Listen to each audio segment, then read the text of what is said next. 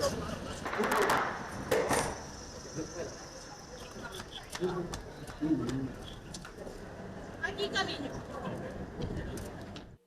you heard was gunshots. People were shooting in the streets. Those were gunshots. You know, on the 26th, while you were preparing for Thanksgiving, and on the 27th, of course, while you were enjoying with your friends for Thanksgiving, halfway across the world, in Guinea-Bissau, a small country that only have about 2 million people, there was a coup going on. The government was seized. The president was arrested. Military leaders take control of the country. The president was trying to escape the country. ECOWAS, the West African blocks, was trying to bring the president for safety.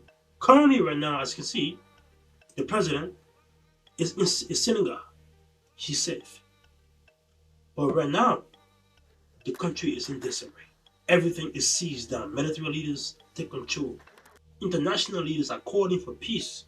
ECOWAS, West African blocks, is also calling for peace, calling for safety for everybody.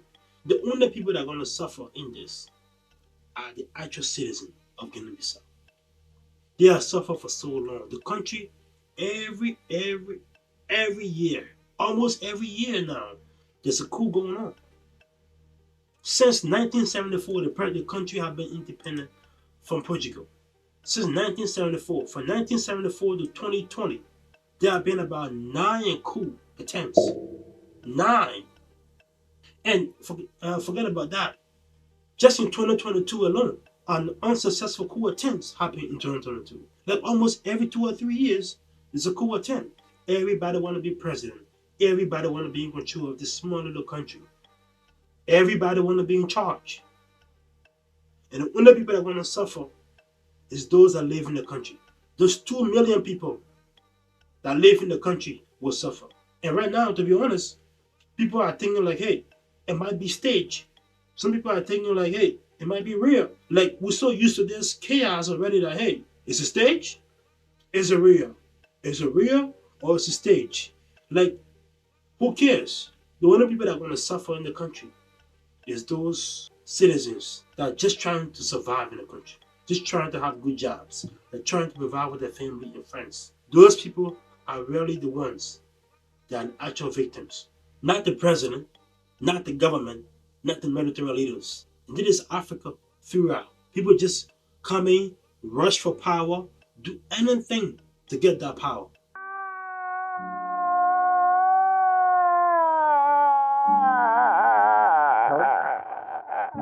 Few days before the 26th, there was an election that happened, and people were waiting for the result in Guinea-Bissau. And both political leaders that were fighting for the presidency came out of nowhere like, hey, I'm the one the winner. Like, there's no like common sense. Everybody want to be in charge. And before the result will come out, bam, a military coup. People don't know if it's staged. People don't know if it's real. Because the current president, he been known for doing fake stuff before. It's so bad. It's so bad. It's just Africa. Just like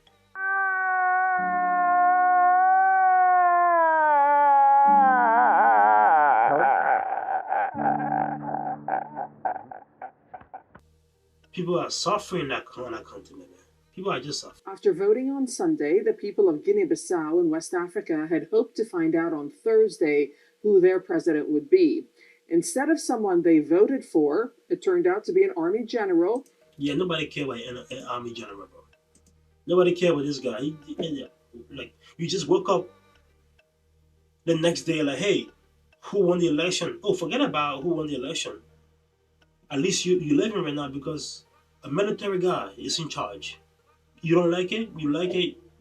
That's what you have right now. That's what you have. The military guy is in charge. And nothing we can do. Installed after a military takeover on Wednesday. The main opposition party was barred from the election. The incumbent president, Umaru Sissoko Embalo, and his opponent, Fernando Dias da Costa, had both declared victory before the army took control. The coup is one of many since independence from Portugal in 1974, and follows others across the region in recent years. One of the poorest countries in the world, Yeah, again, let emphasize on that. Guinea-Bissau is the poorest. It's one of the poorest countries in the world, not just in West Africa, not just on the planet. They might be the bottom of the poor. They might be the poorest country in general. They are so close to the bottom of being poor. And you being charged with that country, why are you playing games with people's life? Politicians think that, oh, this is games. Policy you create, policy you made, policy you're part of, the little decision you make in your Oval Office or in your office as president affect people's lives. They affect people's lives. People are dependent on those policies you create. This policy that help ordinary people, like hold companies accountable, like create living spaces and help people in the country. Those words on those paper you sign, those things you preach on, those things you talk about in your election, those policies you implemented affect people's lives. They affect people's lives. You don't go and play games. Now, we don't know what's going on. The military leader said he's going to be in charge for a year. And you know when African leaders, when African people or something, when they get in charge of power, they're going to stick there. Oh, let me borrow this. Let me be in charge of this for a while, and then after that, I'm gonna let you take over. No, as soon as they get that power, to grab that power away, it's hard. It's either a fight or war or something like this, a coup will happen. Hello, everybody. This is just a quick break. If you like the content, please subscribe to the channel. If you indulge yourself in this form of content about self-reliance and the empowerment of Africa as a whole, subscribe to the channel. Let's keep this going. Your comment, your viewership, and your subscription all very, very matters. Now, let's get back to the video. is accused of being a major international drug trafficking hub. So, why did the army seize power now? And what are the implications, not just for Guinea Bissau, but the wider region? You know, when ordinary people traffic drugs, at least you have the government there that will seem like the authority figure and try to prevent those, right? Because they are the police. They will help prevent those drug traffickers. They will help put the citizens or individuals behind bars and prevent any drug trafficking in the country. But if the government is involved in drug trafficking, like who's gonna stop them? The country is like a transport route for drugs, bro. Like from South America all the way, Guinea-Bissau, into the Europe, into the Western world. Guinea-Bissau government is like who gonna stop the government doing drug trafficking? If they are in that kind of business and they install into drug laws, who gonna stop the government doing that? People talk about, I made a mistake. Let me tell you, I made a mistake. Sometimes you will feel like imperialism is good sometimes. It's bad. It's not good, it's bad. But a thing like this make imperialism good. Maybe they want somebody from the Western world to tell them what to do. Maybe the Western world should control Guinea-Bissau. Maybe the black folks, Guinea-Bissau, don't know how to control themselves. Their leader gotta be ousted. Now you have this military guy just coming in and say, hey, I'm gonna be the leader. Like, he's not gonna be the leader. He's gonna stay in power. And he's gonna be like drug trafficking like the rest. I mean, he is the military leader. He should be there stopping any drug trafficking. If it's coming to the country, the army, the police, the military are the first in line to oust any drugs. Where have he been? Where had this guy been? He probably been signing documents like he probably owed the drug law like, hey, bring the drug in and move it along. Established by the top leadership of different branches of the armed forces, the High Military Command for the Restoration of National Security and Public Order has just assumed full state powers of the Republic of Guinea-Bissau. The country's new military leaders have suspended the electoral process and imposed a mandatory curfew. Guinea-Bissau is a small country with a population of around 2 million people. It's 2 million people. Just 2 million people. That's it. Like, why everybody want to be the top guy. The military leader now, he said, I'm going to be in charge. I'm going to be in charge. And you think he's clean? He's not clean. It is on the southern edge of the Sahel region, bordering it to the north. The High Military Command for the Restoration of National Security and Public Order has decided to immediately depose the President of the Republic and, until further orders, to shut down all institutions of the Republic of Guinea-Bissau, to immediately suspend the ongoing electoral process, to close the land and maritime borders, as well as the national airspace. Well, the takeover came 3 days after the presidential election on November the 23rd, which saw the deployment of close to 6,800 security personnel, including troops from the Economic Community of West African States Stabilization Force. After the election, the country's president, Umaro Sissoko Embalo, had declared victory. He was arrested and reportedly detained along with the Chief of Staff and the Minister of the Interior. Yeah, it's a problem. It's a huge problem in Guinea-Bissau right now. And you know the funny thing about it is, was that this right here, right? Guinea-Bissau draft president, I don't know his name, has arrived in the neighboring Senegal following his release by military forces who toppled his government this week. Now, they capture this guy and they just release him. They say, hey, take him. We don't need him no more. Go. You know? Why? They are not afraid that he will come back and wanted to gain control. Technically, he's still the president. Why they didn't capture him? I'm not saying that they did a bad thing, but I'm just saying it's just odd that they just capture him and just release him. You know? They just release him. And there was something similar like this was happening in Liberia, which is my country. You saw people on the street having loads on their head, the pots, pan. You know, they had the baby on them. They were driving, moving across the country, going to the village part of the country. My family we left from Monrovia, from they call it ERWA Junction in Monrovia. We went all the way to Habel. We went to Buchanan, far away from the city.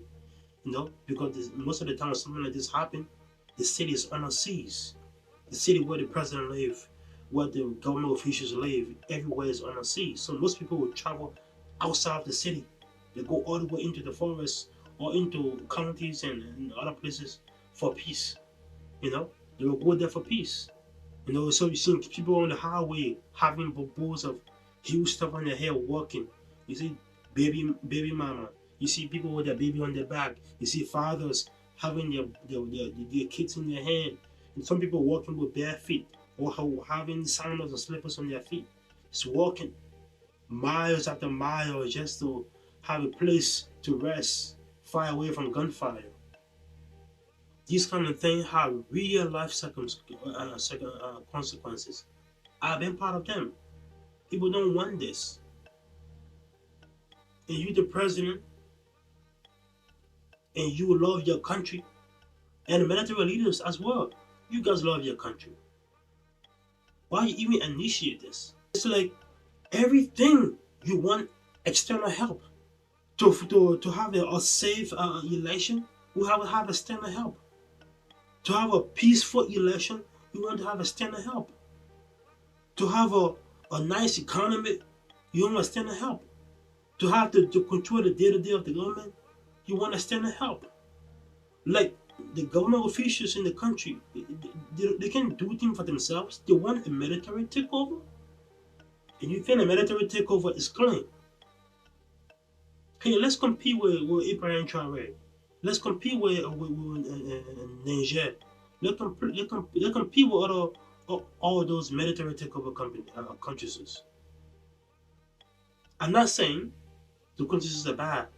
I'm saying that can a democracy function without those military takeovers? Can Africa just control their own election? Can a country in Africa control their own election? I know a lot of countries in Africa can do that. But Guinea-Bissau is a small country. They should be able to control this election. It's just 2+ million people, a maximum 3 million people. So, what is the outcome of this? We don't know the outcome of this. International community is going to flood into the country, try to do stabilize the country. Hopefully, military leaders, he's saying going to be there for a year. Hopefully, he do something. Let's see, a couple of months down the road, maybe he'll be the second Ibrahim Traoré. Who knows? But I doubt it. The country. I mean, where was this guy? Like I said before, where was this guy when drug was passing through the country? He was probably in charge of those guys moving the drug. Maybe he owed significant amount of money to the drug law he was helping. People deserve better. People just want to work, provide for family. And if you're in government, just know that your policy, what you write down, what you do, affect people's lives. Those policies affect people's lives. I'm everywhere in this video because I'm very passionate about this. Now I'm about the growth of the African continent. This right here is a huge step back, especially in West Africa, because this military takeover is coming around. Hopefully, it doesn't consume the whole West Africa. It's coming around. It's very close to peaceful nations like the Cote d'Ivoire, peaceful nation like Nigeria, peaceful nation like Liberia, peaceful nation like Guinea, peaceful nation. I know you know about this story. I know you sympathize with those in Guinea-Bissau. Drop your comment down in the comment section. Let's talk about this. What's the best approach? What is the best approach? Do you want external help? Do you want external help? Imperialism, is that better for Guinea-Bissau? Does France have to come in? The United States have to come in? Does Guinea-Bissau can do anything for themselves? Can the government do anything for itself? Because just in the election, they can't even run an election peacefully. And what's up with the coups? What's up with all the takeover in the country? There's no democracy in the country. You know what? I forget about democracy. Subscribe to the channel, please.